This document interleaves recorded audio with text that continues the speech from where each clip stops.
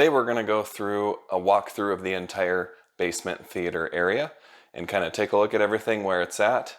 We haven't done a walkthrough for quite some time. The last walkthrough was even before I painted the whole basement. We're going to go through and kind of look at all the details and specs and how the system is laid out, what kind of equipment I'm using. As we go through this walkthrough, if there's previous videos that I've done on specific equipment or details of the theater, I'll try and drop a card in the upper corner there to lead you to the video specifically about that item in question or whatever we're talking about. In case you haven't followed any of my previous videos up to this point, it'll hopefully lead you right to it, so you can check those out as well. It's going to be a pretty detailed video, hopefully, lots to go over, so let's just jump right in, get right to it.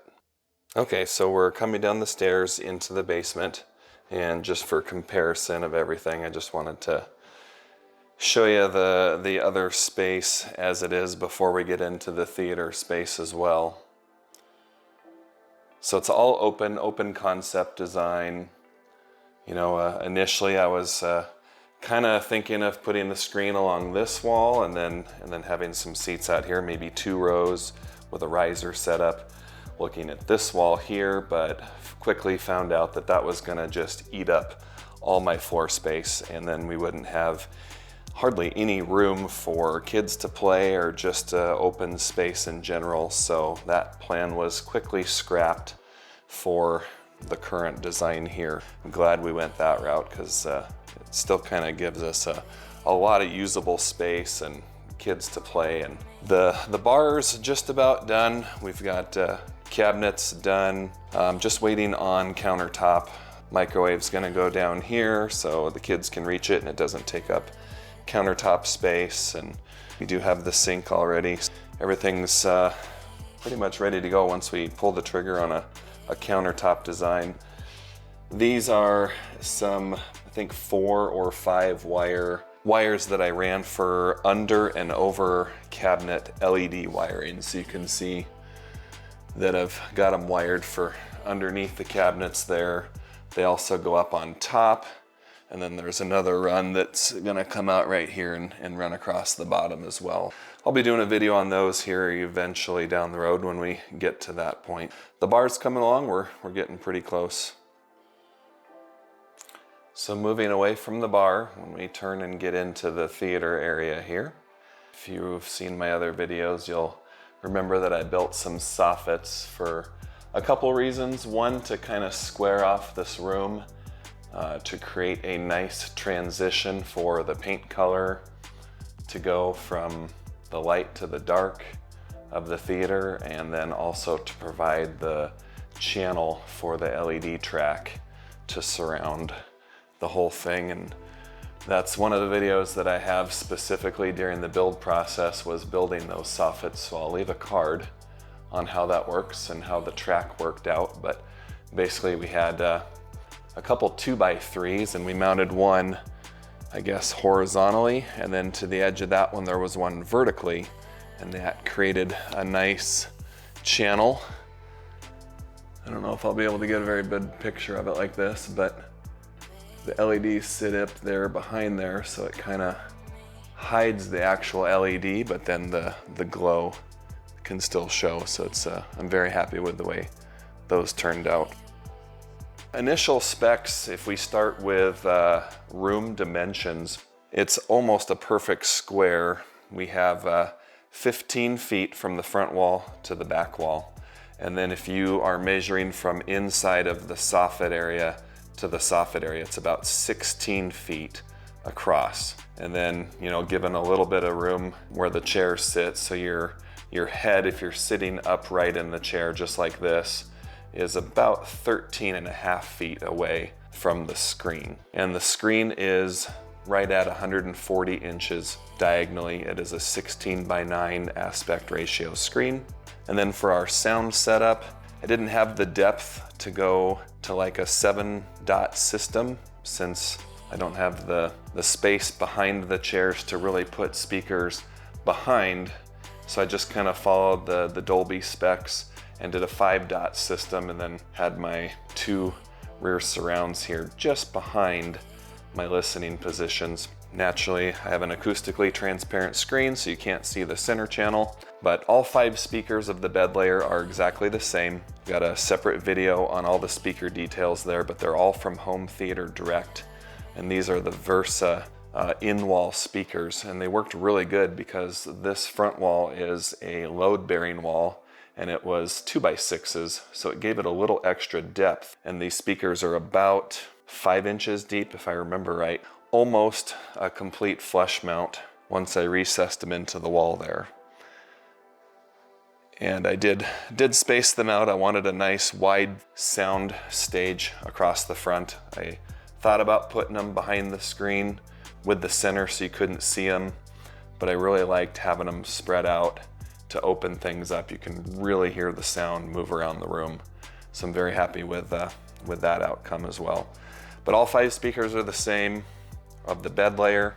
And then for our Atmos, we have, it's basically a 4 overhead speakers. I don't know if you can see those in the light, but there's one there with a black grill.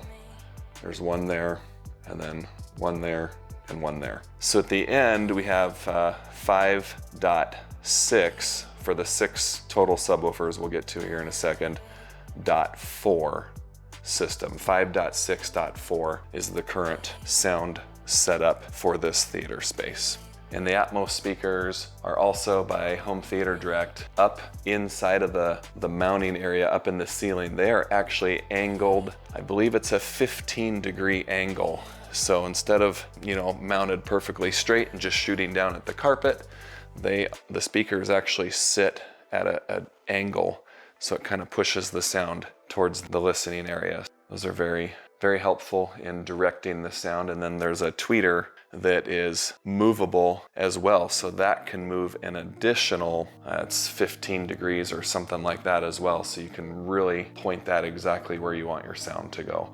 Check out the video, the speaker video, and I have all those details in that video for you. So I talked about the screen being 140 inches diagonally. This is a DIY screen. I built the frame myself, ordered the material from Carl's Place. It is their acoustically transparent flexi white screen material. And I do have a video on that whole build, so I'll drop a card for that process as well with the LED track. And then I actually put this screen on hinges. It's a French cleat mounted to a couple piano hinges. And then down here at the bottom, I have a couple push locks just to hold everything in place. If you basically push somewhere here in the middle, you'll activate the push locks. That's the 2 of them. And then when we pull this up, I got some gas struts installed on the screen, so I don't have to support it by a stand or some chairs or something like that anymore. This is very helpful in the occasion that you do need to get in behind or do some maintenance, check on things, whatever you have. It'll hold itself there.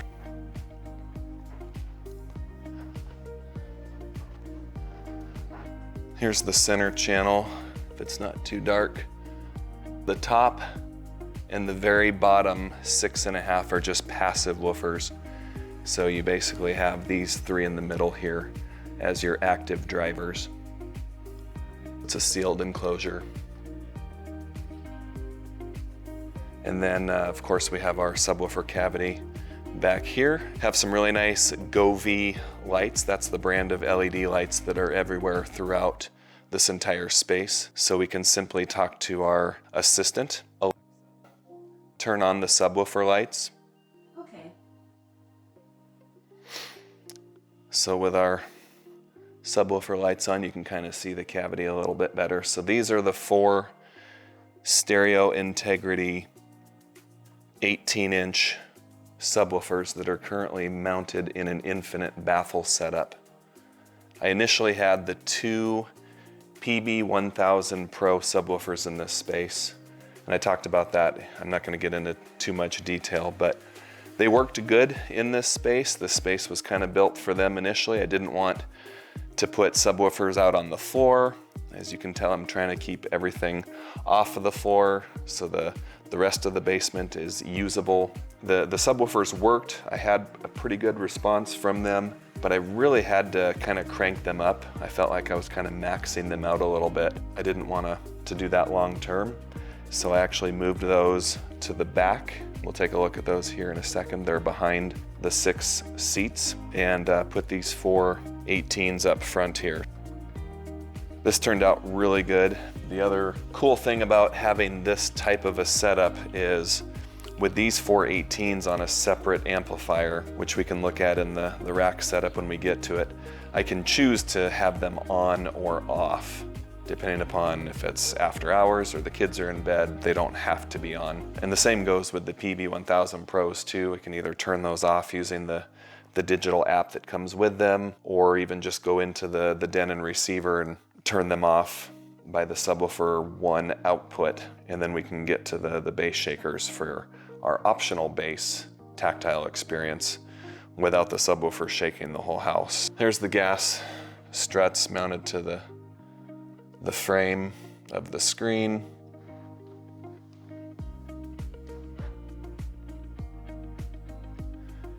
And then it's a French cleat, and after I put the gas struts in, they kind of wanted to lift it out of the French cleat, so I did secure the top part of the French cleat with some good 3.5-inch screws into the studs as well, just to hold everything in place.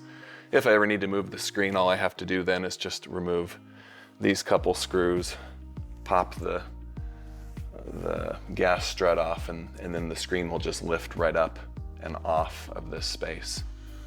So it's fairly easy. Hopefully I will never really need to do that, but if I do, it's there and ready to go. And the only other thing I guess I didn't cover is the push locks. So there's the mounting point. And when I made this frame, I made sure to space these middle braces so that they lined up with these studs, so that at the bottom here I could make sure I get the push lock mounted right to the stud, and it would line up real nice, and I didn't have to do anything extra as far as making a mounting bracket or a point for those push locks, so they close and hold it together real nicely. And if you close the screen,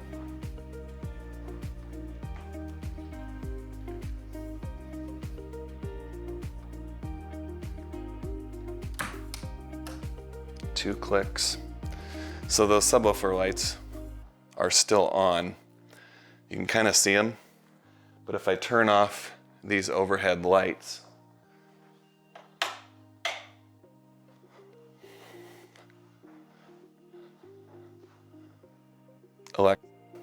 turn the bar lights off. Okay. You can see right through the acoustically transparent screen material. That's kind of a cool effect. Turn the screen lights off. Okay.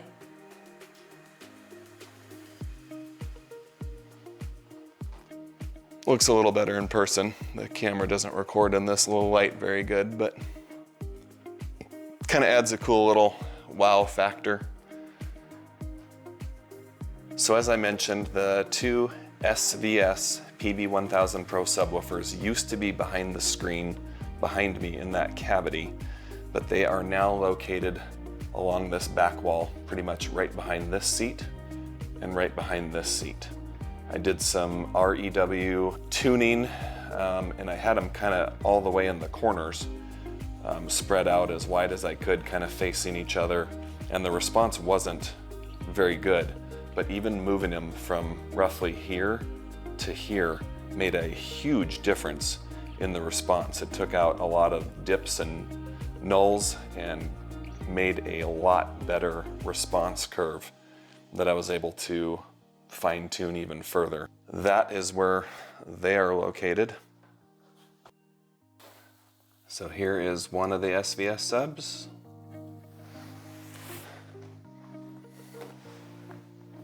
And here is the other one Real quick, one thing I forgot to mention when I was recording this video is that after I moved these two subwoofers to the back wall and integrated them with the 418s in the front, I wanted to convert these SVS subs to sealed subs. So I called SVS and they sent these free port plugs to me. And you simply install those foam plugs into the two ports, and then essentially you have a sealed subwoofer, since my research told me I wasn't supposed to mix ported subs with sealed subs, and the infinite baffle subs were more representative of a sealed subwoofer. So that is how I resolved that issue. And then from there you can simply open up the SVS app and go to your port tuning option, and you simply change it from the default to the sealed mode. And once it saves it, you're good to go.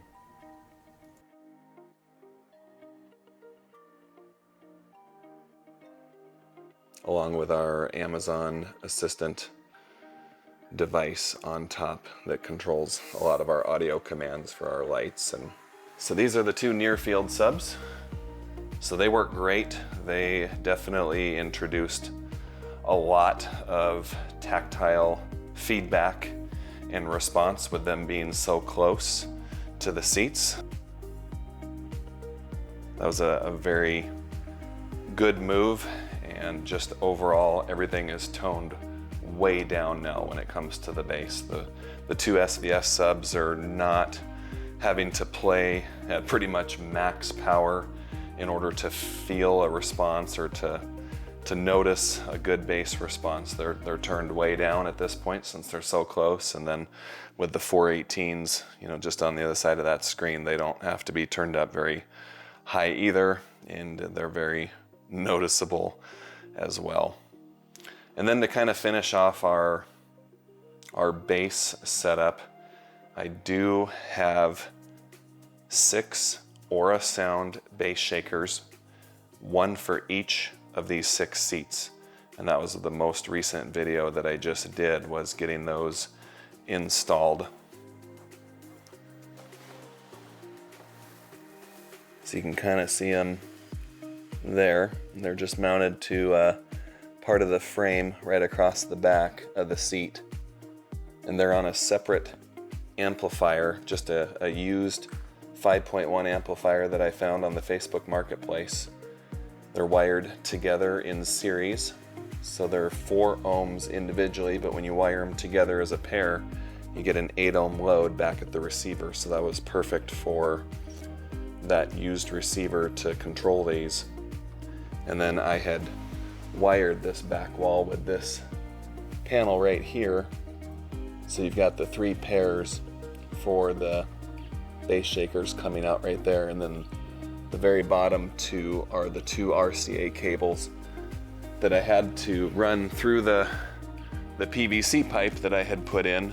Runs inside of that, and then it comes right up to the projector box. So I was able to run 2 50-foot lengths of RCA cable through that PVC pipe, and then just had to fish it from the edge of the pipe down the back wall to that block to get signal to these 2 SVS subwoofers back here.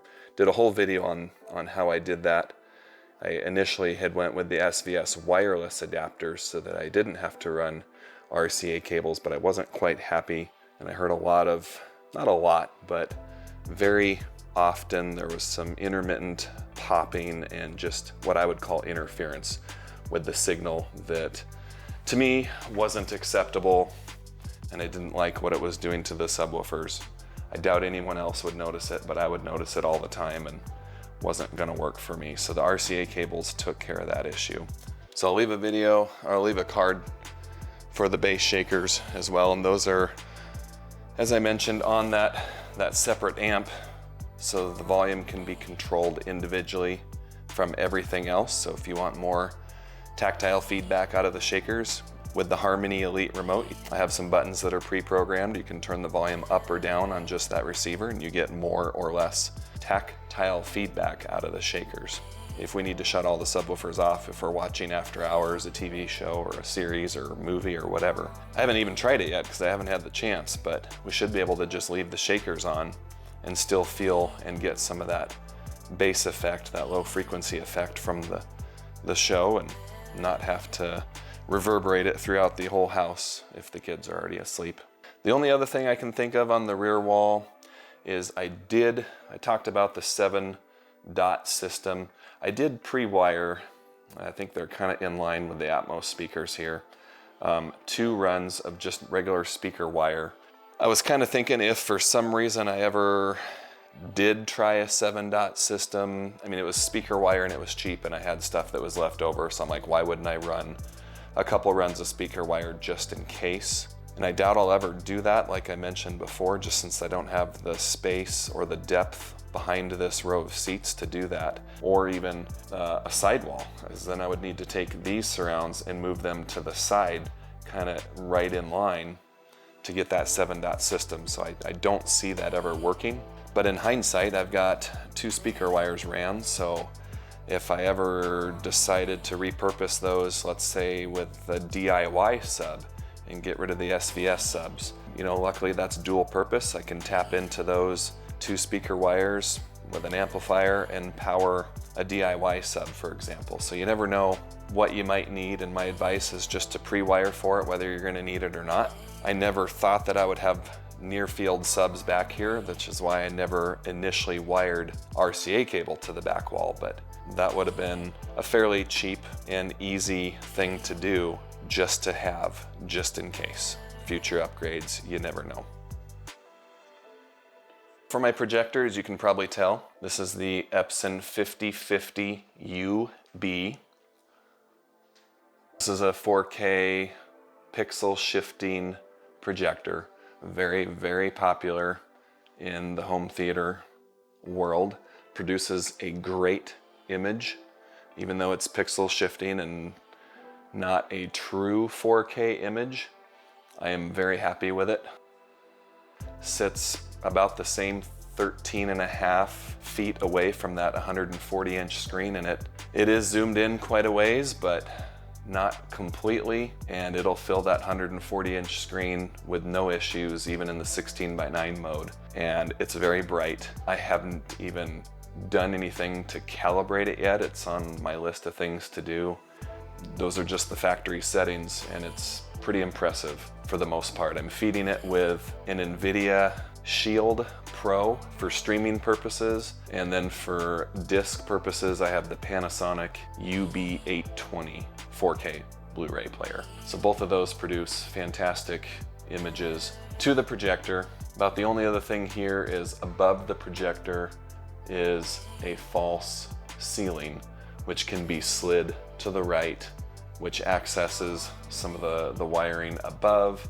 There's a couple outlets that are ran up there. I've got a dedicated conduit for the HDMI cable that runs to the rack, so if I ever need to swap out HDMI cables, that can be accessible. The power outlet that's above this, that's powering the Epson and the ceiling track light here, actually runs back to a wire kit that you can buy to like hide your wires underneath your TV, so that I can plug in the other side of the outlet to my power conditioner and surge protector. So even though this projector is in a remote location, the outlet that feeds it on the other end gets plugged into the power conditioner, so it's on some sort of protection and not just plugged into an unprotected outlet.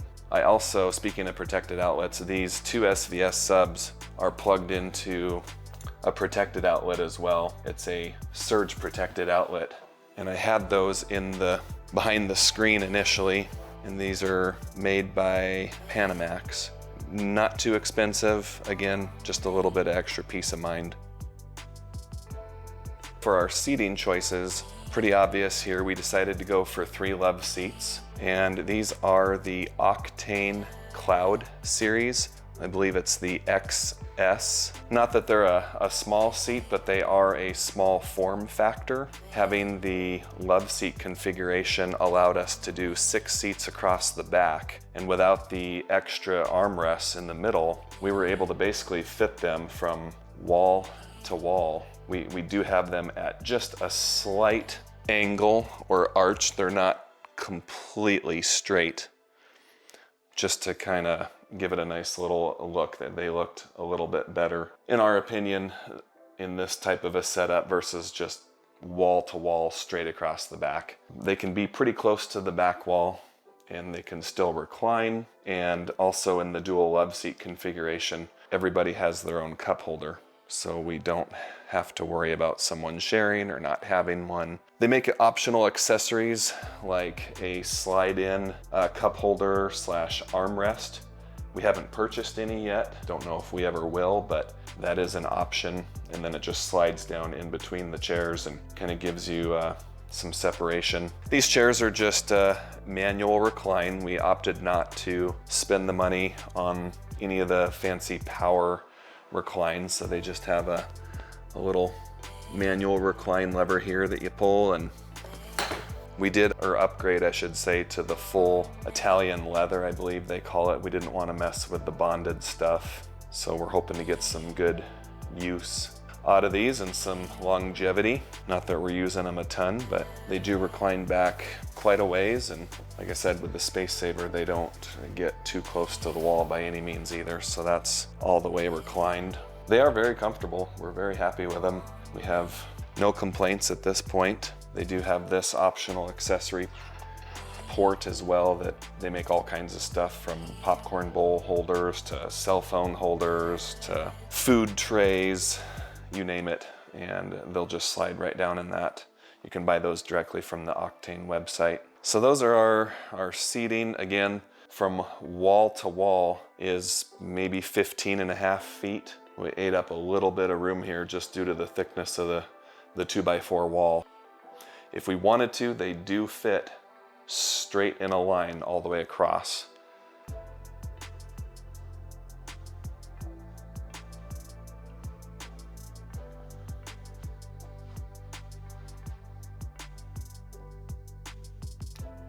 For paint options, what we decided to do for this bar space coming down the stairs is just continue the color that's upstairs. And it's a Sherwin-Williams Requisite Gray.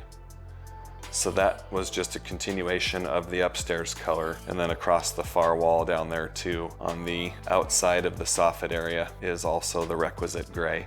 The front and rear walls are Cyberspace, also by Sherwin-Williams, and they're in their Emerald line of paint, and it's flat paint. So there's very little sheen to it for reflections. Kind of a blue color, I'm sure you can tell, but it's very cool. We're very happy with it.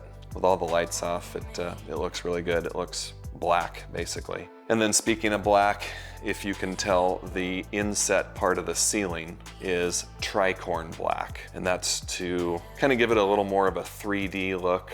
Change the color up. I didn't want it all to be cyberspace. I liked how the turnout, how it looks with the black ceiling in there. And then all the grills were painted black for the Atmos speakers and our HVAC vents. I've already kind of mentioned that all the LEDs are from Govee. So I've got the track lights and the screen lights, the subwoofer lights, all Govee brand, and they will very easily, you can control them by your app on your phone or tablet, or you can link them to your Amazon or Google assistants and control them by voice. So that's super convenient, that way you don't have to open up the app. And then the 4-inch can lights are by Lou Mary, and I got those off of Amazon. There's a link in the description below. They're Wi-Fi can lights as well, and they also tie into your voice assistant. I can simply go, Alexa, turn the theater lights to blue. Okay. Alexa, turn the theater lights to red. Okay.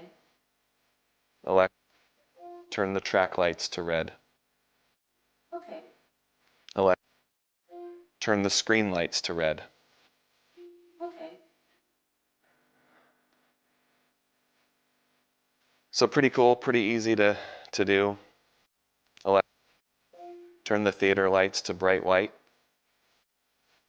Okay. The other thing I did with these Lumeri cans was I wired them on 2 separate switches, which even though they're voice controlled, these 2 switches power each row of can lights. So these are the front 2 cans, these are the rear 2 cans. And you can simply tell your voice assistant to turn them off, and they will, but the kids find it a little easier just to flip a switch. I can simply take the front row, turn those off, back row stays on. Can turn the front ones on, turn the rear off. We typically leave them off because we're not down here a ton, and that way there's absolutely no power going to them at all. It's probably an OCD thing, but I just feel a little better when they're completely off. You can also open up the app, and there's, with the GoV lights and with the 4-inch can lights, you can activate all kinds of different themes or effects where they'll just sit there and they'll cycle through and change colors, do all kinds of different stuff. The GoV lights actually have little, it's like a microphone that's built into the power button, the physical power button. So if you're playing music or whatnot, they'll actually kind of switch and dance to the music. So a lot of different features and effects. They're very cool lights. They're very bright. The colors are very vivid.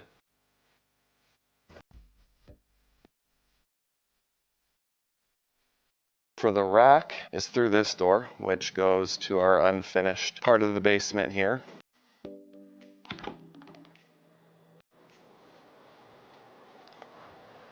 You can kind of see the cavity that is built right behind the screen, and the 4 18-inch stereo integrity subwoofers that are in the infinite baffle setup are mounted right back there. So here's our rack. I have from top to bottom, I guess, here's our NVIDIA Shield. So I use that for streaming. This is our Harmony Elite remote with the Harmony hub right next to it. I did run a little IR emitter because I was having a hard time initially with the hub right here controlling the NVIDIA Shield. I hooked up the little IR right there, and I've had no issues since. And then to control the projector, I actually ran a different IR through this wall, and it sits right here on top of my right main speaker. So with it in that location, it's able to push the signal directly to the projector, which really is just to turn it off and on, but it works flawlessly, and I haven't had any issues.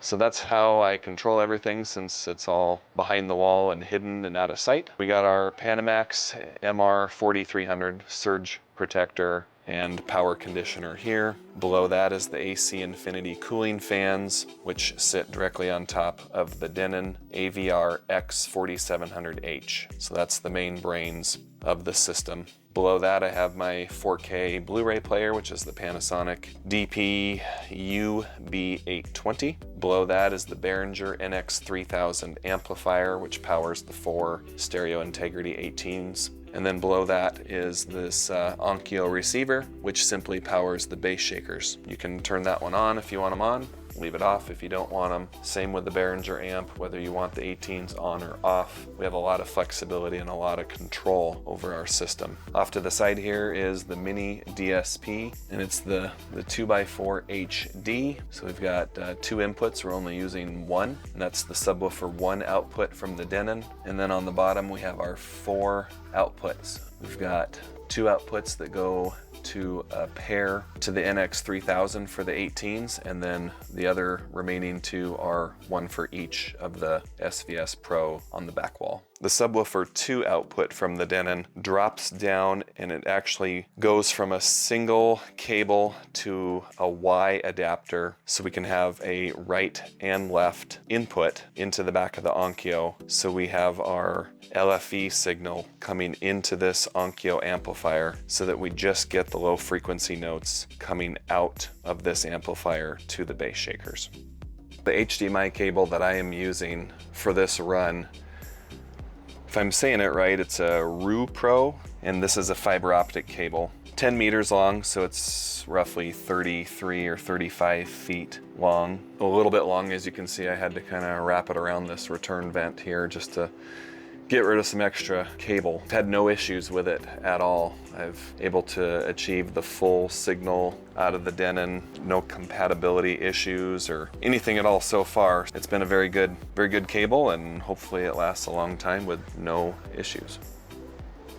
Below the rack, this is just a simple little stand, and all that does is get the rack off the ground and get everything a little more accessible where it's not so low to the ground. And then on top of the rack here we have, here's our 2 RCA cables that go up and into the PVC pipe, which goes through the soffits to the projector box. And then on the back side here in that wire loom are all the various runs of speaker cable that also run up and then kind of divide and spread out through the soffits to all the various bed layer channels and Atmos channels. And then right above that is the blue conduit, which is the dedicated HDMI cable conduit that runs right to that false ceiling right above the projector as well. And then we have our 20 amp circuit dedicated to this equipment with 4 outlets here. The 2 switches were initially put in place for the SVS subs so that when they were in the cavity, if I wanted to turn them off without having to open up the app and turn them off that way, I could simply flip the switch, and each switch controlled a complete outlet inside of the subwoofer cavity behind the screen to kill the power to the subwoofers if for after hours listening or the kids were in bed.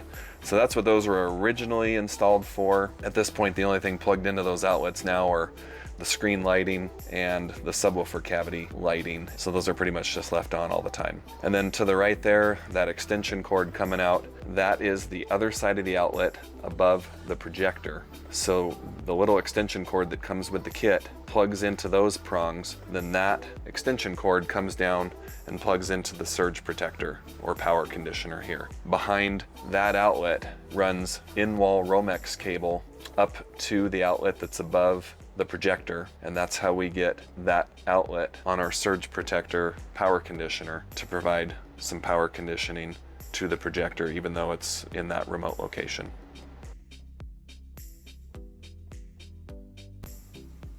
That wraps up the tour of my basement home theater. Thank you so much for watching and subscribing to the channel. There are plenty of projects that I have planned for the theater area, so if you haven't subscribed yet, please hit that subscribe button so you don't miss them. Some room acoustic treatments will definitely be in the future, probably in the do-it-yourself movie poster method. If you have any questions about anything about my build, please comment below, and I'll do my best to answer. All the products used in my build can be found in the description below. Just click the links. Thanks again, and we'll see you next time.